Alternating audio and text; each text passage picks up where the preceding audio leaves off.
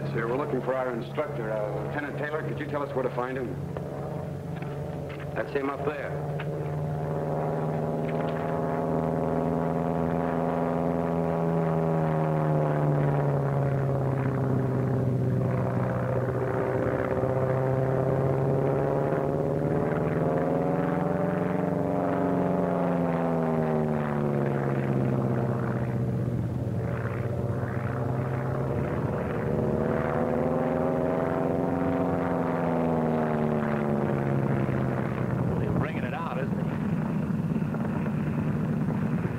Coming in now.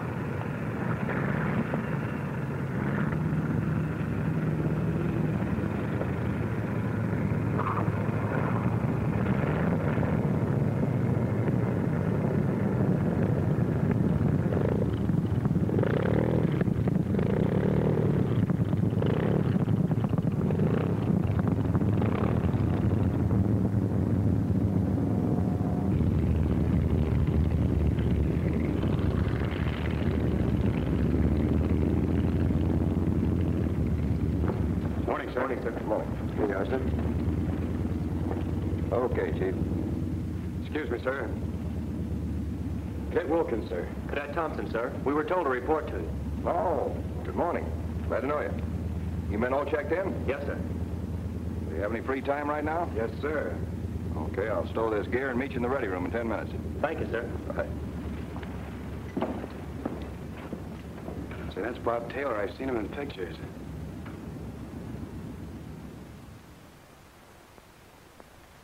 You won't have to worry about that until you get to C stage. You sure gave it the works up there, sir. You suppose we'll ever be able to do that, sir? Oh, sure you will. I know how you feel. I remember how I felt when I was right where you fellas are, just starting primary training. Hasn't been too long ago, either. Yeah, I know how it is. You joined the Navy because you wanted to fly. But instead of flying, pretty soon you found yourself doing things that didn't seem to have any connection with flying. What you didn't realize was that the obstacle course, for example, had been carefully planned to increase your agility. Just as the hours of boxing and wrestling you put in gave you an aggressiveness that every Navy pilot must have. You probably couldn't see what swimming had to do with flying. Being able to swim might someday save your life. Marching was just a preliminary to the air discipline you would ultimately experience in formation flying. Then, for recreation, you'd hike 15 or 20 miles. Plenty tough going, you thought, but being able to take it in stride might someday mean your survival after a jungle crack-up. You studied bed making, mathematics, recognition, a lot of other things. There are good reasons for all of them. Perhaps the most important is the fact that the foundation of every naval officer is physical fitness. You have a good memory, sir. Is it really pretty tough, this primary training? Well, if you mean does it take hard work, yes. But if you mean is flying itself tough, no. When you get the right approach, flying is relatively simple. Because the airplane is of value only as a platform. Some are platforms for guns. Some are platforms for bombs, or depth charges, or torpedoes. Some carry men and equipment. Some are for observation. Just as a battleship is merely a convenient floating platform, so the airplane is a convenient airborne platform. Take the carrier pilot, for instance. Flying's only a small part of his job. He has to get his plane safely to his objective. To do this, he has to navigate correctly. And even if he's pretty good at it, that's almost a full-time job in itself. He must stand a 360-degree watch at all times, or an enemy plane may shoot him down before he even sees it. He must watch the ocean for enemy ships. When he reaches his objective, he must deliver his blow at the enemy and at the same time keep himself and his plane from being shot up.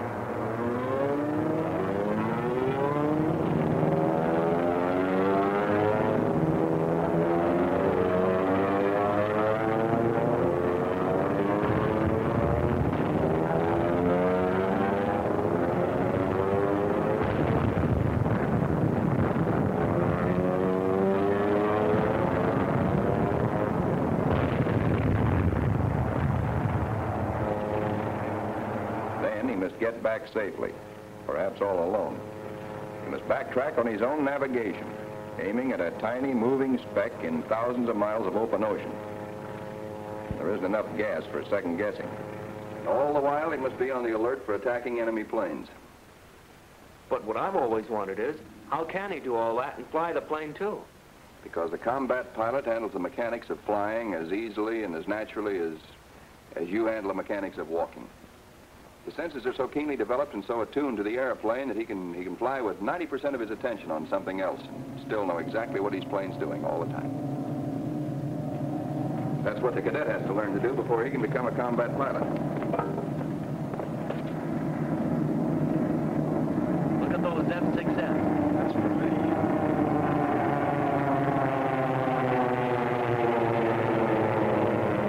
Primary training, you don't just learn to fly yellow perils. You learn to fly airplanes. Any and everything with wings on it. Because when you can fly the yellow peril and fly it well, any other plane is just another kite. The operational planes just have more gadgets with which you have to be familiar. As far as the actual flying goes, the only difference is that the big planes go faster and weigh more. Of course, you fellows probably think of flying as something entirely strange and new. But actually, you've been learning to fly ever since you started learning to walk. Ever notice how babies learn to walk? First, they get interested in their feet, in the mechanics of walking. They don't make much progress. Then one day they get the complete picture of where they are and where they want to go.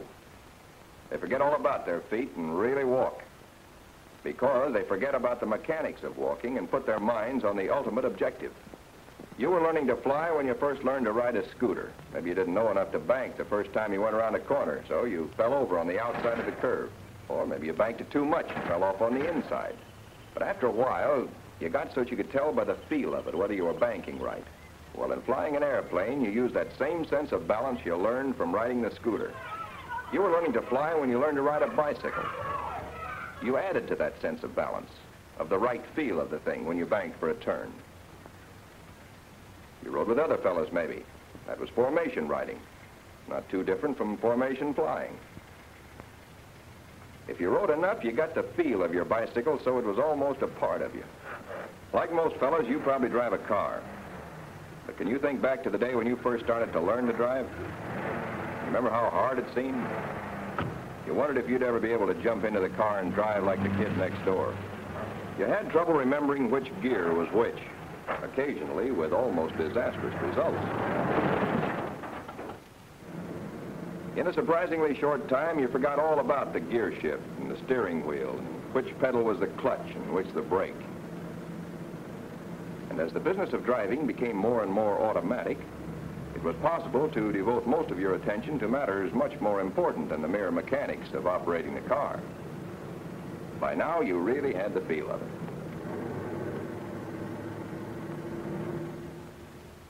Yes, you've been learning to fly all your life because flying isn't so different from the things you're used to. If it were, how could the Wright brothers have flown in the first place? Matter of fact, they probably didn't know as much about flying as you fellows do right now. Essentially, there's not such a great difference between driving an automobile and flying a plane. When you're driving a car, you can see ahead of you the road you're going to travel. All you have to do is to follow it. In flying a plane, there is no path for you to follow.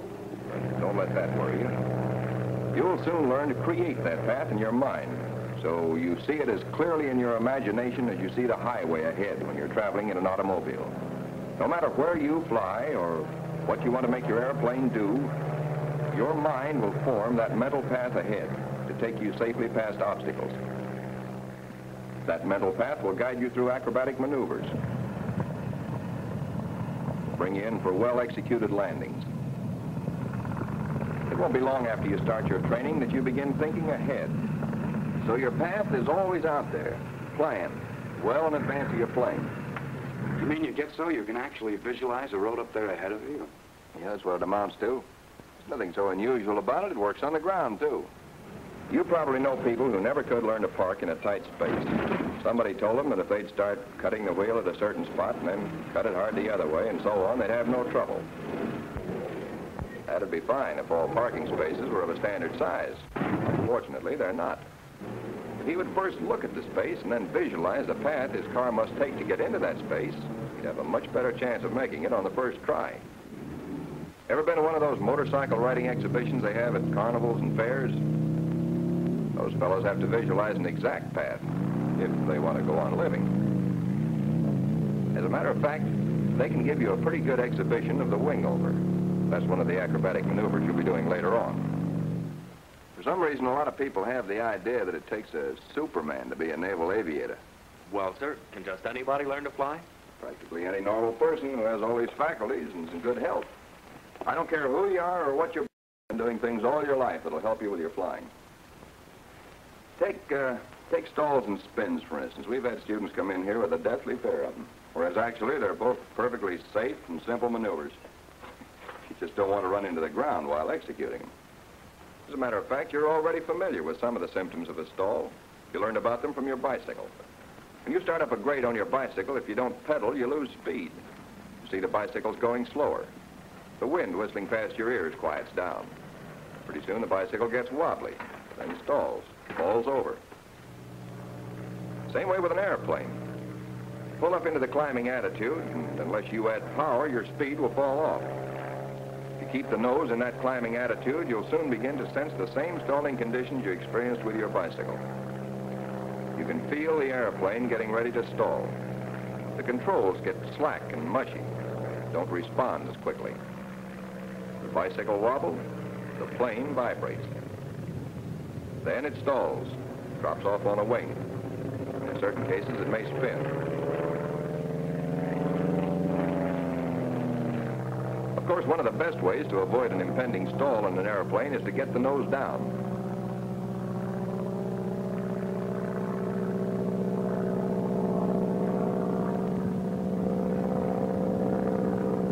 Motorcycle riders use this technique, too.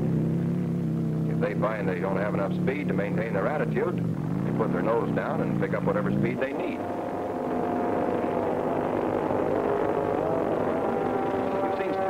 Skid when they turn too sharply. Well, an airplane, if improperly flown, will skid through the air in very much the same way that the motorboat skids in the water.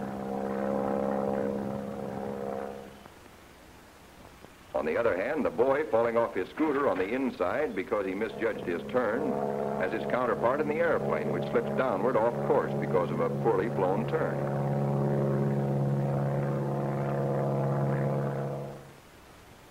See, practically everything you'll do in an airplane is paralleled by something you're already familiar with. But, sir, aren't there instruments in the plane to tell you whether you're banking right in a turn and whether your speed is right and so on? Oh, yes, the instruments are there all right, and the time will come when they're all important. Many times your life will depend on your instruments. You'll be able to fly through weather so thick you can't see your wingtips, and yet you'll get there safely because of instruments. In situations like that, your instruments will act as a sort of substitute for your sense of sight. But it isn't practical to use substitutes for your eyes until you've learned to use your eyes themselves in flying. For instance, either of you fellows ever had a motorcycle? I did. As a matter of fact, I still do at home.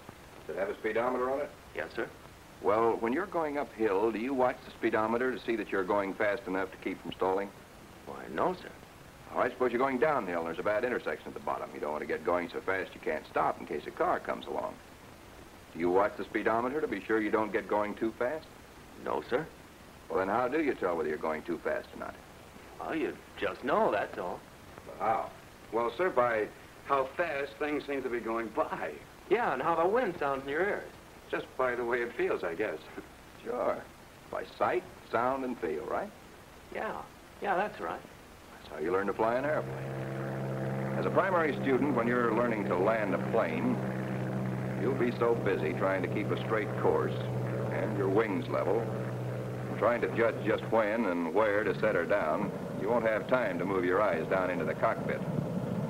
You'll have to judge your airspeed by sight, sound, and feel, and the sooner you learn to do that, the sooner you'll learn to make good landings. But even before that, you'll have to learn how to use your eyes correctly. Well, sir, how do you mean? How should we use them? Maybe I can show you. Now, I can stand here and look straight ahead at that radio and still see the writing on this blackboard over here more than 100 degrees away. I can't read the writing, but I can still see there's writing there. Over on this side, I can see there's someone sitting on that couch. I can't tell who it is or whether he's asleep. From his attitude, it looks like it. Let's go over to the board.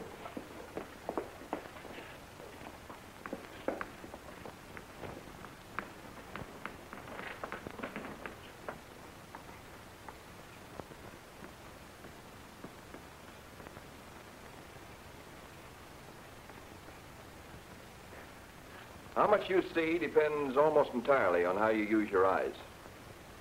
Now, the average person standing here looking at the radio would see the radio and would probably be conscious of objects within this range.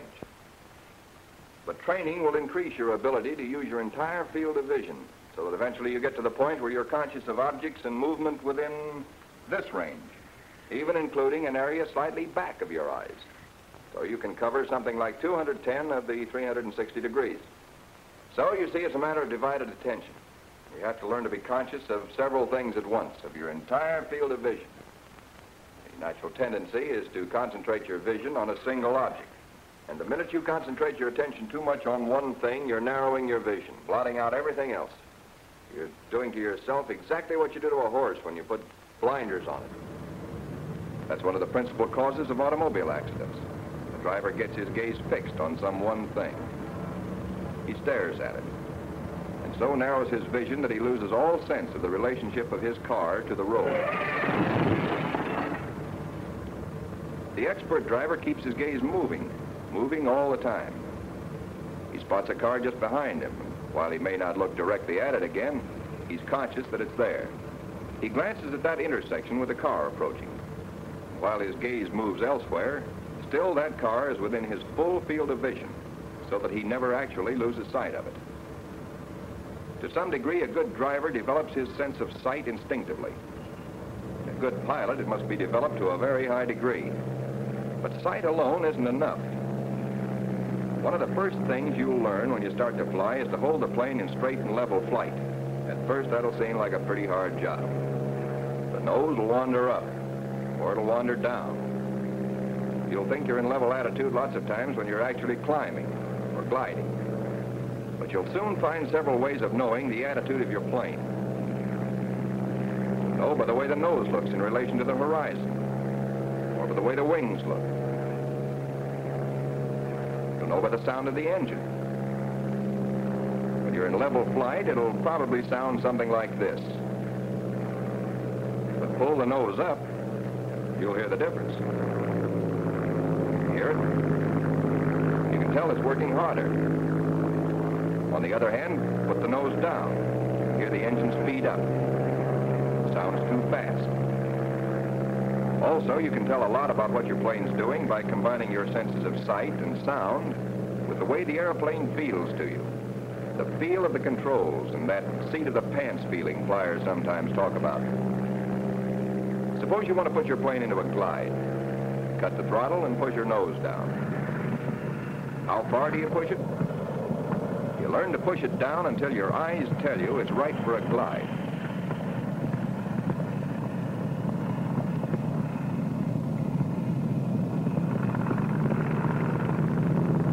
Till the whistle of the wind through the strut sounds right.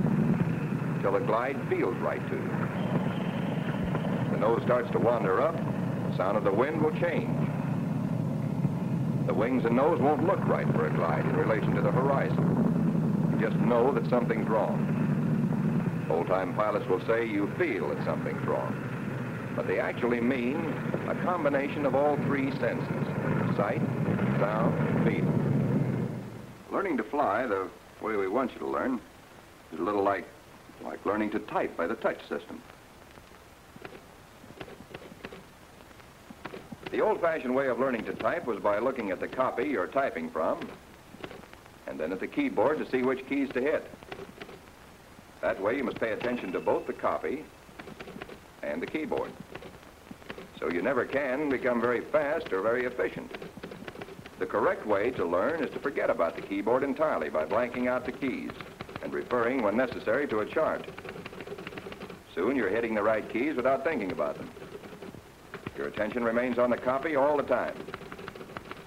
Your fingers find the right keys automatically. Likewise, in learning to fly, if you try to control the attitude of your plane by looking in the cockpit, you give your eyes two jobs to do.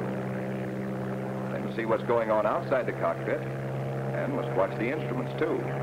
Later on, you'll be able to so divide your attention that this will be possible. But in the meantime, too much attention to what's going on inside the cockpit will cut your efficiency. Your landings won't be so good. You can't watch the attitude of the plane, the relationship of plane to ground and horizon and all the other things you should be seeing. Keep your eyes on the instrument panel as well.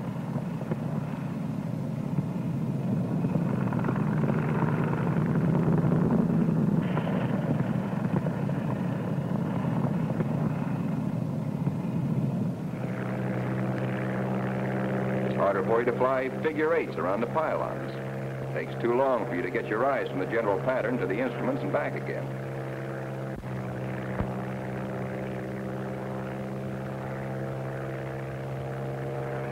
You have more trouble with acrobatics, simply because you're trying to watch two things at once.